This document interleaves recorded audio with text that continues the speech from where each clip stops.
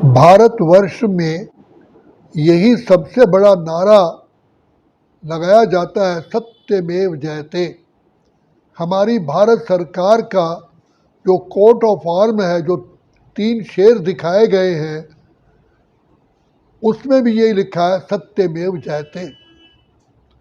लेकिन सत्य कौन है? सत्य किसे कहते हैं? क्या कभी इस दुनिया में सत्य था, सत्यता थी? और सत्यता की ही विजय होती है, सत्यमेव जयते। तो परम पिता परमात्मा को ही कहा जाता है सत्यम शिवम सुंदरम। और ये सत्य है कि जो सत्य है वही सुंदर है और वही कल्याणकारी है। ये तीनों गुण सत्यता में समाये होते हैं। तो परम पिता परमात्मा जो सदा ही पवित्रता का सागर है, जिसको ही सत्य कहा जाता है, और इस दुनिया में तो पहले से ही कहा जाता है झूठी माया, झूठी काया, झूठा सब संसार। तो जब झूठा संसार है तो क्या उसे वेद, शास्त्र, उपनिषद, गीता, भागवत ग्रंथ, पुराण, जितनी भी बातें हैं, क्या वो सत्य होंगी? और सत्य सदा ही चमकता है। सत्य स्वयं में प्रसिद्ध होता है, उसको कोई प्रसिद्ध करने की आवश्यकता नहीं है। तो परम पिता परमात्मा जो हमारे सच्चे सच्चे सच्चे सच्चे अति प्रिय बाप है, जो आत्माओं के सदा ही पिता, माता, बंधु, सखा हैं, वो आकर के हमें बताते हैं कि बच्चे, सबसे बड़ा सत्य है तुम शुद्ध आत्मा हो, अजर अमर अविनाशी हो। ये संसार भूल चुका है। बड़े से बड़े डॉक्टर, बड़े बड़े इंजीनियर, बड़े बड़े साइंटिस्ट, बड़े बड़े विधिवेता, बड़े बड़े स्कॉलर्स ये नहीं जानते कि मैं आत्मा हूँ। वो अपने को देह समझते हैं। मैं श्री श्री 108 जगत गुरु शंकराचार्य हूँ, जगत गुरु हूँ, सरस्वती हूँ, बड़े बड़े टाइटल अपने को लेकर के अभिमान में रहते। लेकिन कोई भी ये नहीं कहता कि मैं शुद्ध आत्मा हूँ, अजर अमर अविनाशी हूँ। देह तो मुझ आत्मा का वस्त्र है। ये जरूर कहते हैं कि आत्मदर्शन के पश्चात ही प्रभु दर्शन होता है, लेकिन आत्मदर्शन कौन कराए? हाँ, जब किसी की मृत्यु होती है तो कहते हैं भाई इसमें से आत्मा निकल गई, अब शरीर किसी काम का नहीं है। लेकिन शरीर के द्वारा कर्म कौन करता है ये जानते हैं कि आत्मा करती है। लेकिन मैं आत्मा हूँ और मैं कहने वाला कह रहा हूँ ये मेरा शरीर है, एक दिन मैं भी इस शरीर को छोड़ के चला जाऊंगा। इतना कहते हुए भी रियलाइजेशन नहीं है, महसूसता नहीं है कि मैं आत्मा हूँ। तो सबसे पहला परम सत्य शिव बाबा ने हमको बताया और जिसका आत्मिक स्मृति का तिलक लगाया, तुम आत्मा हो। दूसरा परम सत्य बताया कि तुम्हारा स्वधर्म शांति और पवित्रता है। जब तक आत्मा पवित्रता को ग्रहण नहीं करती, पवित्र नहीं रहती, ना शांति मिलती, ना सुख मिलता, ना खुशी मिलती, ना उसे चैन मिलता, तब तक स्टेबिलिटी नहीं मिलती। इसलिए कहा कि सन्यासियों का हम सत्यता की खोज करने जा रहे हैं। लेकिन सत्य कौन है? सत्य तो एक परमपिता परमात्मा ही है जो असत्य को सत्य बनाता है। तो भगवान पिता परमात्मा आकर के सबसे पहले हमें आत्मिक स्मृति दिलाते हैं। दूसरा, हमें कहते हैं कि तुम्हारा स्वधर्म दैहिक धर्म नहीं है। इसलिए कहा गीता में सर्वधर्मान परित्यज्य माम एकम शरणम व्रज, मेरी एक ही शरण में हो। तुम्हारा धर्म है शांति और पवित्रता। तुम्हें अशांत और अधर्मी बनाया है इन 5 विकारों ने, ये भी परम सत्य है। और इसलिए हम आरती में कहते हैं विषय विकार मिटाओ पाप हरो देवा।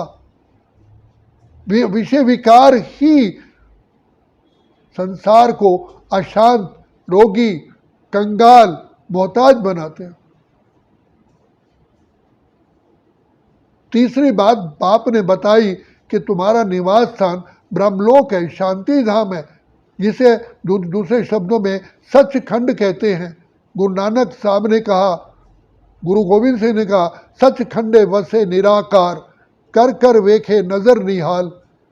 सचखंड उसको कहा गया जहाँ स्वयं परमात्मा निवास करते हैं। ये तो दुनिया झूठ खंड बन गया है। तीसरी बात, बाबा ने हमें सारे वर्ल्ड की हिस्ट्री ज्योग्राफी बताई। लोग तो कहते करोड़ों वर्ष की ये संसार चलता है। हम उनसे पूछते हैं, जितने भी धर्म दूसरे आए हैं सिवाय हिंदू धर्म भी सत्य नहीं है। अगर सत्य होता तो हिंदू धर्म वाले ये ज़रूर जानते कि हमारे धर्म की स्थापना फलाने फलाने धर्म पिता ने की है। अब क्रिश्चियन धर्म के जानते हैं हमारे धर्म की स्थापना क्राइस्ट ने की। मुस्लिम धर्म वाले जानते हैं हज़रत मोहम्मद साहब ने की। बौद्ध धर्म के जानते महात्मा बुद्ध ने की। लेकिन हिंदू धर्म के स्थापना किसने की? तो ये परमपिता परमात्मा कहते हैं तुम्हारा हिंदू धर्म है ही नहीं। हिंदुस्तान के रहने वाले को हिंदू कहते हैं, बंगाल के रहने वाले को बंगाली कहते हैं, मद्रास के रहने वाले को मद्रासी कहते हैं। इसका मतलब ये तो नहीं कि उनका धर्म बंगाली और मद्रासी हो गया। तुम्हारा धर्म है, धर्म कहते हैं धारणा को। जैसे कोई मनुष्य चोरी करता है, कहते भाई इसका धर्म ही है चोरी करना। जो हर बात में झूठ बोलता है, कहते हैं भाई साहब इसका धर्म ही है झूठ बोलना। ये झूठ बोले बिना रह ही नहीं सकता। एक जेब कतरे का धर्म ही है जेब काटना। तो हमारा धर्म है शांति और पवित्रता, क्योंकि हम शांति के सागर परमपिता परमात्मा की संतान हैं। इसलिए भगवान ने कहा देह और देह के धर्मों को भूल करके, त्याग करके मुझे एक सत्य धर्म की, मुझे एक का धर्म अपनाओ। सर्वधर्मान परित्यज्य माम एकम शरणम ब्रज। फिर ये सृष्टि ड्रामा बना हुआ है, क्योंकि आत्माएं परमपिता परमात्मा और ये प्रकृति सृष्टि अनादि और अविनाशी है। ये सदा हैं, सदा थे, सदा रहेंगे।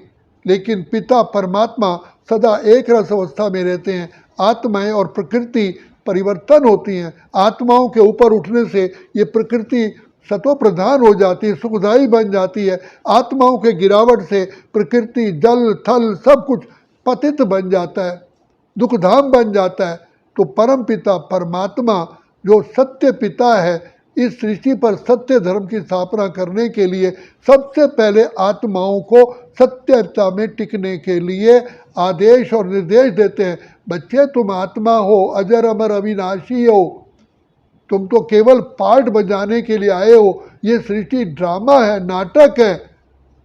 यही सृष्टि, तुम आत्माएं सतो प्रधान थी, ये सृष्टि भी सतो प्रधान थी, ये तत्व भी सतो प्रधान थे, पशु पक्षी भी सतो प्रधान थे, सब सुख देव थे। कोई दुख देने वाली चीज़ ही नहीं थी, क्योंकि जो सत्यता पर टिकता है वो कल्याणकारी होता है। सत्यम शिवम सुंदरम, शिवम माना कल्याणकारी।